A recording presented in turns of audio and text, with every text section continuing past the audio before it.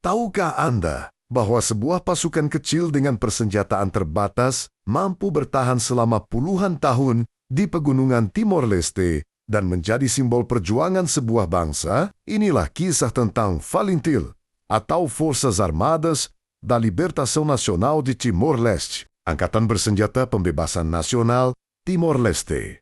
Sebuah kisah tentang keberanian, pengorbanan, dan perjuangan panjang yang akhirnya membawa Timor Leste menuju kemerdekaan. Selama lebih dari 2 dekade, Valintil bertahan di tengah berbagai kesulitan. Mereka menghadapi kekurangan makanan, obat-obatan, dan persenjataan. Namun, semangat perjuangan mereka tidak pernah padam. Dalam video ini, kita akan menelusuri sejarah Valintil, mulai dari kelahirannya pada tahun 1975. Perjuangan gerilya di pegunungan, peran para pemimpin seperti Nicolau Lobato dan Sanana Gusmao, hingga transformasi Valintil menjadi FFDTL, Angkatan Pertahanan Resmi Timor Leste. Mari kita mulai. Tahun 1975 menjadi tahun yang sangat penting dalam sejarah Timor Leste setelah revolusi. Anyelir di Portugal pada tahun 1974, Portugal mulai melepaskan wilayah-wilayah koloninya, termasuk Timor Portugis. Situasi politik di Timor menjadi sangat dinamis. Berbagai kelompok politik muncul dengan visi berbeda mengenai masa depan wilayah tersebut. Di tengah situasi itu, pada tanggal 20 Agustus tahun 1975, lahirlah Valintil. Awalnya, Valintil merupakan sayap bersenjata dari Fretilin. Tujuan utama mereka adalah mempertahankan hak rakyat Timor Leste untuk menentukan nasib sendiri. Pada masa awal pembentukannya, anggota Valintil sebagian besar adalah pemuda-pemuda Timor yang memiliki semangat besar untuk mempertahankan tanah air mereka. Persenjataan mereka sangat sederhana, namun mereka memiliki keyakinan bahwa masa depan bangsa berada di tangan rakyat sendiri.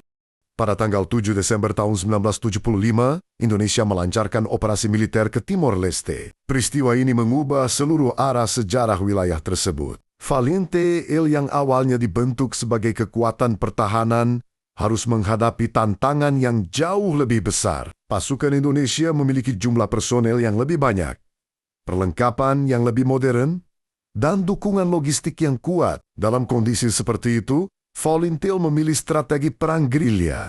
Pegunungan menjadi tempat perlindungan utama mereka.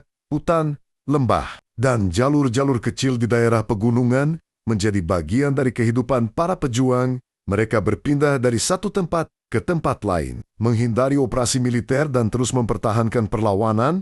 Perang gerilya membutuhkan ketahanan yang luar biasa. Para pejuang harus hidup dalam kondisi yang sangat sederhana. Mereka menghadapi kekurangan makanan dan obat-obatan. Namun, semangat perjuangan tetap hidup. Salah satu tokoh paling penting dalam sejarah Valintil adalah Nicolau Lobato. Ia dikenal sebagai pemimpin yang berani dan memiliki dedikasi besar terhadap perjuangan rakyat Timor Leste. Setelah situasi semakin sulit, Nicolau Lobato memimpin perlawanan dari daerah pegunungan. Ia menjadi simbol harapan bagi banyak orang. Namun, perjuangan selalu memiliki harga yang besar. Pada tanggal 31 Desember tahun 1978, Nicolau Lobato gugur dalam pertempuran. Kepergiannya menjadi kehilangan besar bagi gerakan perlawanan, tetapi semangat yang ditinggalkannya tetap hidup. Namanya dikenang sebagai salah satu pahlawan nasional Timor Leste. Hingga hari ini, generasi muda masih mengenang pengorbanannya. Tahun-tahun sulit di pegunungan di tahun 1980 merupakan masa yang sangat berat. Jumlah pejuang berkurang, kondisi logistik sangat terbatas. Banyak anggota Valintil harus bertahan dalam situasi yang sulit. Namun, justru pada masa inilah semangat perlawanan diuji. Mereka belajar untuk bertahan hidup, mereka membangun jaringan dukungan masyarakat, rakyat biasa memainkan peran penting. Mereka membantu menyediakan makanan, informasi, dan perlindungan. Perjuangan tidak hanya dilakukan oleh para pejuang bersenjata, perjuangan juga dilakukan oleh masyarakat sipil, tokoh agama, dan jaringan bawah tanah. Semua elemen itu menjadi bagian penting dari sejarah perlawanan. Pada tahun 1980 muncul sosok penting lain dalam sejarah Valintil, yaitu Sanana Gusmao. Di bawah kepemimpinannya, Valintil mengalami perubahan besar. Pada tahun 1987, Valintil diposisikan sebagai kekuatan nasional yang mewakili seluruh rakyat Timor Leste. Langkah ini memperluas dukungan terhadap perjuangan. Perjuangan tidak lagi hanya berbentuk militer. Diplomasi mulai memainkan peran yang sangat penting. Di dalam negeri, jaringan bawah tanah semakin aktif. Di luar negeri, berbagai pihak mulai memberikan perhatian terhadap situasi di Timor Leste. Dukungan internasional perlahan meningkat. Peran diplomasi internasional, perjuangan kemerdekaan Timor Leste tidak hanya berlangsung di pegunungan. Perjuangan juga berlangsung di ruang-ruang diplomasi. Tokoh-tokoh Timor Leste menyampaikan aspirasi rakyat kepada dunia internasional. Media, organisasi kemanusiaan, dan lembaga internasional mulai memberikan perhatian. Masalah Timor Leste menjadi bagian dari pembahasan internasional. Perjuangan bersenjata, perjuangan politik, dan diplomasi berjalan bersama. Semua faktor tersebut akhirnya membawa perubahan besar. Memasuki dekade 1990, dunia mengalami banyak perubahan. Perhatian internasional terhadap Timor Leste semakin meningkat. Berbagai organisasi internasional, tokoh agama, dan aktivis hak asasi manusia mulai memberikan perhatian lebih besar. Perjuangan memasuki fase baru, bukan hanya melalui perlawanan di lapangan, tetapi juga melalui jalur diplomasi. Harapan akan masa depan yang damai mulai tumbuh bagi rakyat Timor Leste. Impian tentang menentukan masa depan sendiri tetap hidup. Tahun 1999 menjadi salah satu titik penting dalam sejarah Timor Leste. Dengan dukungan Perserikatan Bangsa-Bangsa, dilaksanakan referendum untuk menentukan masa depan wilayah ini. Rakyat Timor Leste memberikan suara mereka. Hasil referendum membuka jalan menuju kemerdekaan. Periode setelah referendum juga menghadirkan berbagai tantangan. Namun semangat untuk membangun masa depan yang damai tetap kuat.